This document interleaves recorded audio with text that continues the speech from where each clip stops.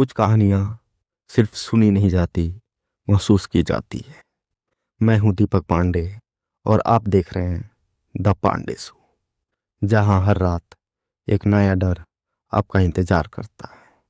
अगर आपको भी मिस्टीरियस और हॉरर स्टोरी सुनना या देखना पसंद है तो आप हमारे चैनल को सब्सक्राइब कर दें ताकि वीडियो सबसे पहले आपके पास पहुंच पाए।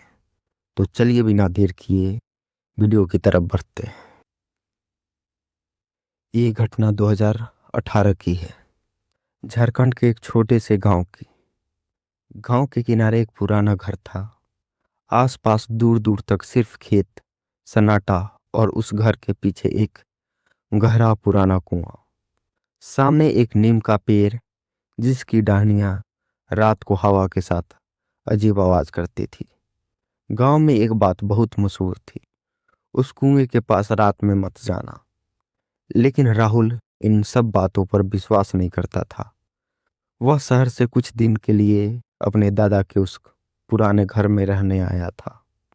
दादा अब इस दुनिया में नहीं थे, लेकिन जाते जाते वह एक बात हमेशा कहते थे, रात में अगर कोई बुलाए और आवाज किसी अपने की लगे तो दरवाजा मत खोलना। राहुल उस बात को सुनकर बस हंस देता था। उसे लगता था ये सब पुरानी सोच है, अंधविश्वास है। पहले कुछ दिन सब ठीक रहा। दिन में वह खेत में घूमता था, गांव वालों से मिलता था और रात और साता। लेकिन धीरे धीरे उसे महसूस होने लगा कि रात के समय यह घर कुछ अलग हो जाता है। जैसे ही अंधेरा होता, घर के आसपास एक अजीब सा सन्नाटा छा जाता था। कभी कभी उसे लगता जैसे कोई बाहर चल रहा है, लेकिन जब वह बाहर देखता तो वहां कोई नहीं होता था। उसने इसे भी नजरअंदाज कर दिया। फिर एक रात सब कुछ बदल गया। रात के करीब 2:30 पे अचानक उसकी नींद खुली। कमरे में अंधेरा था और चारों तरफ गहरा सन्नाटा। तभी उसे एक आवाज सुनाई दी, ठक ठक की, जैसे कोई खटा रहा हो। राहुल कुछ सेकंड तक चुपचाप लेटा रहा।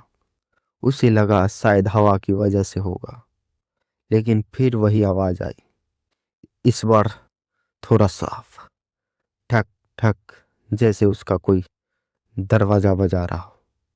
अब वह उठकर बैठ गया। उसका दिल थोड़ा तेज धड़कने लगा। तभी बाहर से एक आवाज आई, राहुल दरवाजा खोलो। उसके शरीर में जैसे करंट दौड़ गया। वह आवाज उसकी माँ की थी, लेकिन उसकी माँ तो शहर में थी और उसे यहाँ आने के बारे में भी नहीं बताया गया था। कुछ सेकंड तक वह समझ नहीं पाया कि यह क्या हो रहा है। फिर उसने डरते हुए पूछा, कौन है? बाहर कुछ पल के लिए पूरी खामोशी छा गई, जैसे कोई जवाब देने से पहले सोच रहा हो। फिर वही आवाज, इस बार और धीमी और अजीब, मैं बाहर खड़ी हूं, दरवाजा खोलो। अब राहुल के हाथ पैर ठंडे पड़ने लगे। उसे अचानक अपने दादा की बात याद आ गई, अगर रात में कोई अपने की आवाज में बुलाए तो दरवाजा मत खोलना। उसका दिल कह रहा था कि दरवाजा खोल दे, लेकिन दिमाग उसे रोक रहा था। वह चुपचाप बिस्तर पर बैठा रहा। कुछ देर बाद आवाज आना बंद हो गई, पर खटखट की आवाज भी रुक गई। कमरे में फिर से सन्नाटा छा गया। राहुल ने धीरे से सांस ली। उसे लगा शायद जो भी था चला गया, लेकिन असली डर तो अभी बाकी था। फिर से खटखट की आवाज आई। इस बार आवाज दरवाजे से नहीं, खिड़की से आ रही थी। राहुल का दिल जैसे रुक गया। उसने धीरे अपना सिर झुकाया। उसने धीरे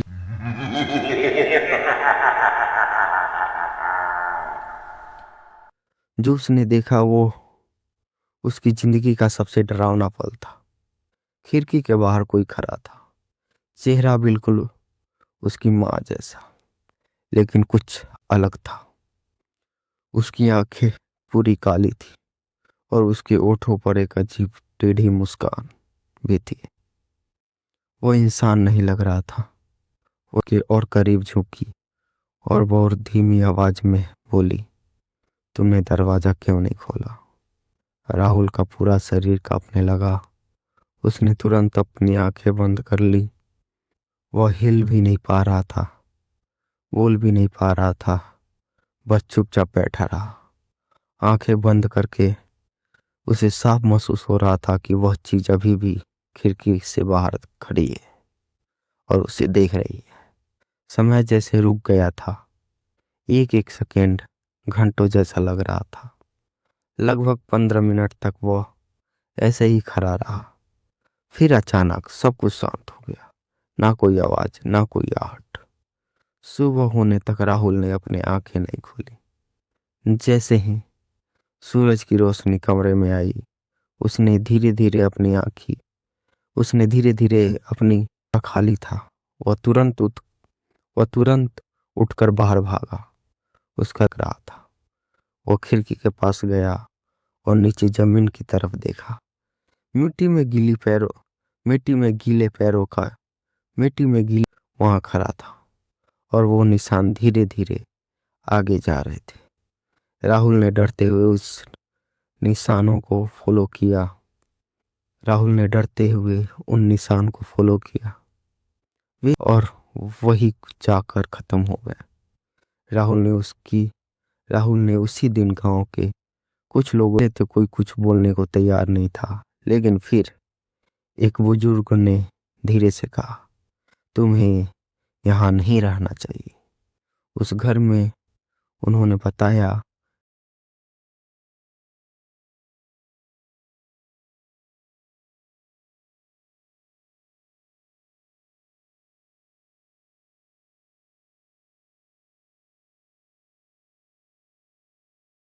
में बुलाया जाता था और जो लोग उस आवाज के पीछे गए उनके साथ कभी कुछ अच्छा नहीं हुआ।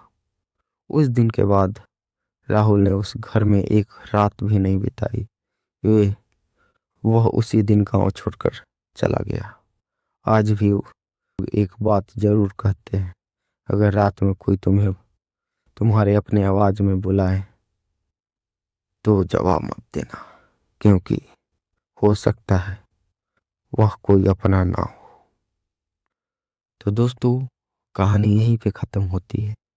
अगर आपको भी ऐसे मिस्टीरियस हॉरर्स अगर आपको भी ऐसे मिस्टीरियर आप हमारे चैनल को सब्सक्राइब कर दें। और आपके पास भी ऐसे रियल स्टूडेंट अगर आपके स्टोरीज हैं तो आप हमारे व्हाट्सएप नंबर पे सेंड कर सकते हैं, जो कि आपको डिस्क्रिप्शन बॉक्स में मिलेगा।